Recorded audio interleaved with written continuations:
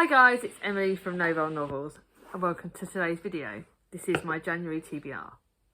Now, you would have already seen my past and future readathon, which had 8 books, I think.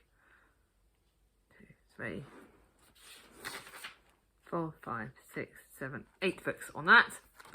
I'm adding 1, 2, 3, 4, 5, 7, 8, 9, 10, 11. So it'd be 19 books. Yes, it's big, but at least 1 or 2 books on that TBR, on the past and future TBR, is small.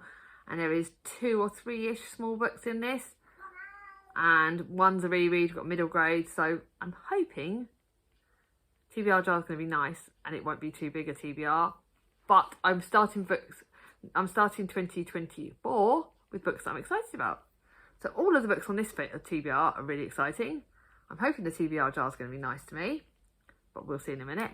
I will just briefly say a little bit. I've only got one buddy read this month, and that's part of the winter books, and the cat's going crazy again. I swear she knows when I'm filming. This is my only buddy read of the month, and this is The Great Alone by Kristen Hannah, which I'm reading with Danny from Danny's Book World. It's got a partial timeline of 1974. It's dark. It's going to be... The cat's going crazy. It's going to probably break me, because we all know that Kristen Hannah's books break me, but she's one of mine and Danny's favourite authors. And this is about, like, one of the phrases at the start of it is, a woman has to be as tough as steel up here. You can't count on anyone to save you and your kids, your children. You have to be willing to save yourselves. It's about 13-year-old Lenny coming of age in a tumultuous time. I don't know much about this. All I know is it probably will destroy me because, let's be honest, it's Kristen Hannah and I know that her books are amazing. So it's going to be a very, very good read. Reading it with Danny's great. It's like 400 and something pages, 430 odd pages, but the typesetting is really small, which scares me because my old age. So even though it's a small physical book, let's hope I like it. Now, you would have already seen my TBR jar. There is lots of books on there that I'm really excited about, so I don't mind what I pick in it. And let's see what I pick.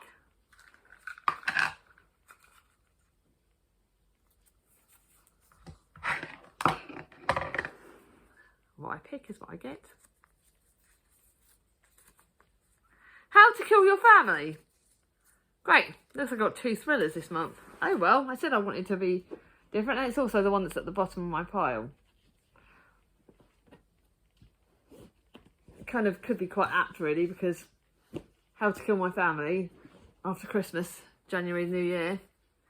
But this was a new release last year or the year before. It's had good reviews, I believe. They say you can't choose your family, but you can kill them. Meet Grace Bernard, daughter, sister, serial killer. Grace has lost everything, and she'll stop at nothing to get revenge. This is a newish book out, which I got as a birthday present last year.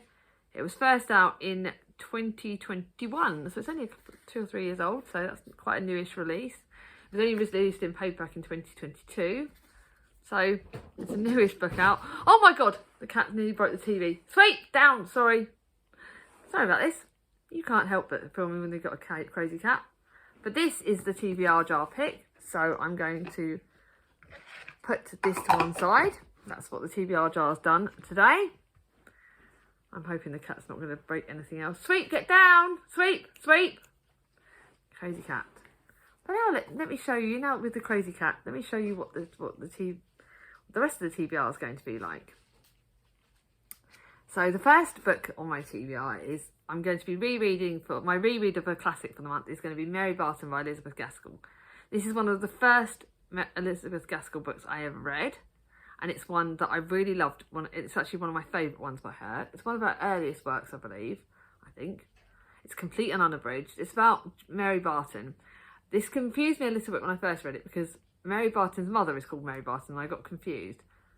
But when John Barton's wife dies in childbirth, his daughter Mary becomes the light of his hearth, the voice of his otherwise silent home. She is silently adored by Jem Wilson, who she's known since childhood, yet she's determined to break away from the poverty of her background and rejects his love. Without her father's knowledge, she's courted by the self-satisfied, handsome Henry Carson, son of a rich mill owner who represents everything John Barton abhors. Unable to find work as a weaver, surrounded by poverty and starvation, John Barton becomes increasingly embittered against the world. This is a really good book. I really enjoyed it the first time, so it's going to be a really great reread. And because I bought it from the library from the library originally. This is my copy, so even though it's a reread, it's still going to knock down one of my books off my TBR. So that's good. And I think, let's see how long it is. It's less than 400 pages. The typesetting of this is really it's okay. So hopefully this is going to go well. Then to a book that I'm super excited about. Again, it's on my winter TBR, and that is City of Stolen Magic by Nazim Ahmed Pathak. It has stunning sprayed edges. It's stunning. It's like magical, historical fiction-y because it's set in India in 1855. The British rule, and all across the land, Indian magic is being stamped out. More terrifying still, people born with magic are being snatched from their home. Rumour has it they're being sent across the sea to England by the all-powerful and all-sinister company. When Chompa's home is attacked and her mother is kidnapped, Chompa, born with powerful and dangerous magic she has always been forbidden from using, must travel to smoky, bustling London to find her. This looks absolutely incredible. It's not very long, so it's but they're about 350 pages. But it does look not only stunning. I've got the matching bookmark to go with it. It was like smashed it out of the park. I decided to treat myself to this. Every act of magic comes with a price. I love this bookmark. Can't bloody wait. This might be one of the ones I start with.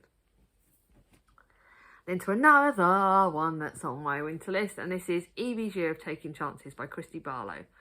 I got this in the charity shop and I promised I'd send it back. It's Year of Taking Chances, so you know, New Year, that's my attitude, is when I'm reading, I read it.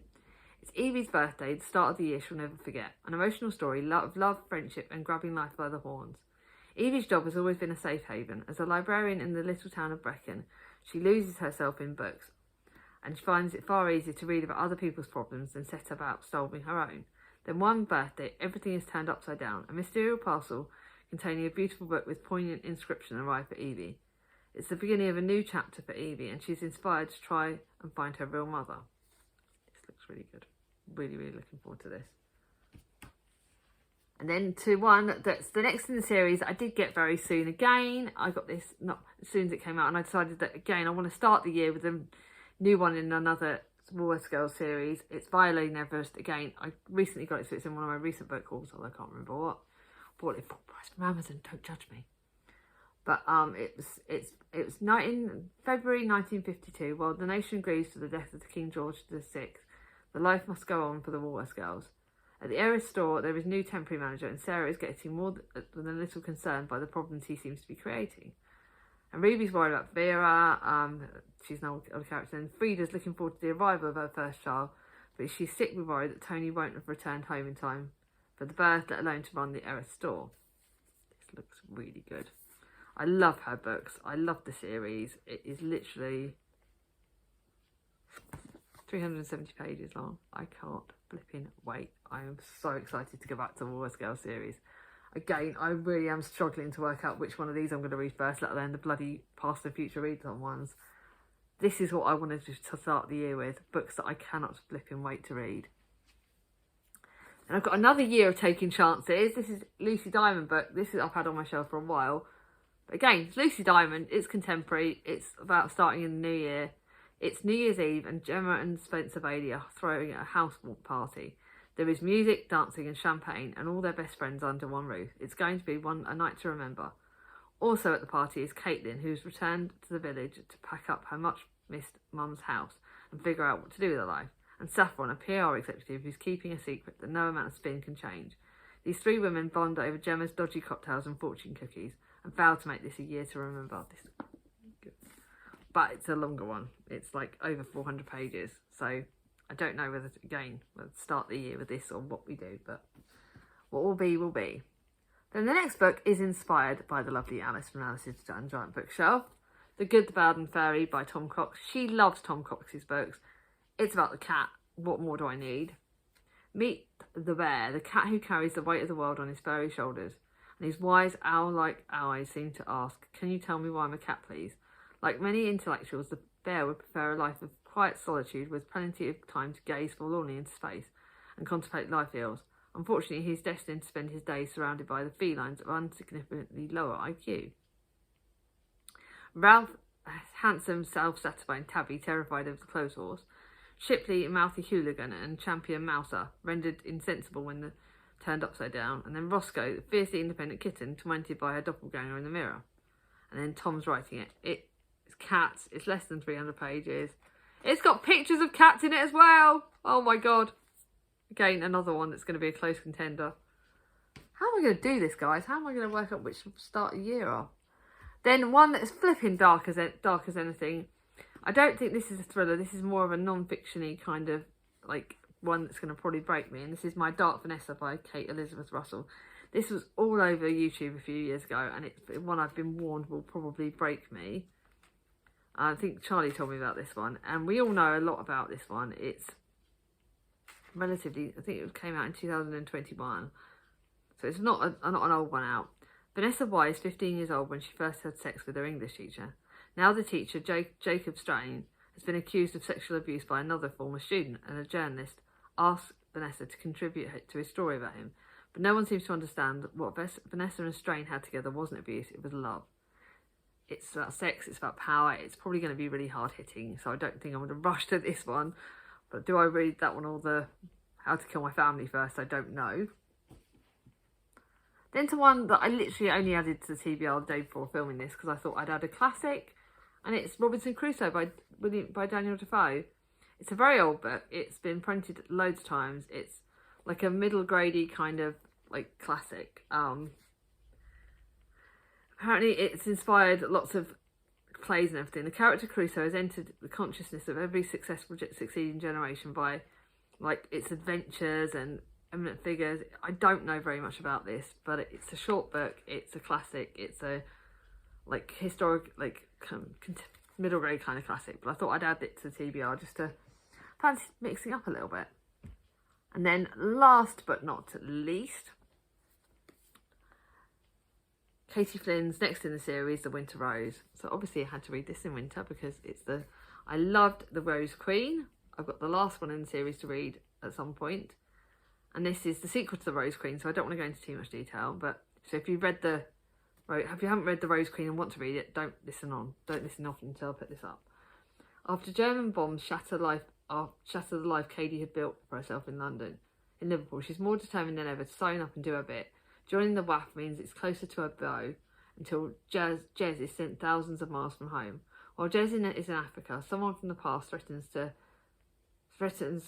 starts spreading vicious rumours that could threaten their relationship, and Katie finds herself torn between keeping secrets and telling the truth to protect those she holds dear. Katie has always believed that her love can weather any storm, but as the snow sweeps in, she faces an impossible choice.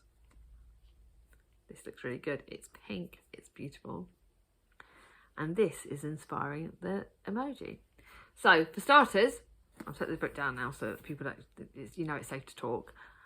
Starters, which of those books do I prioritise? Which do I wait?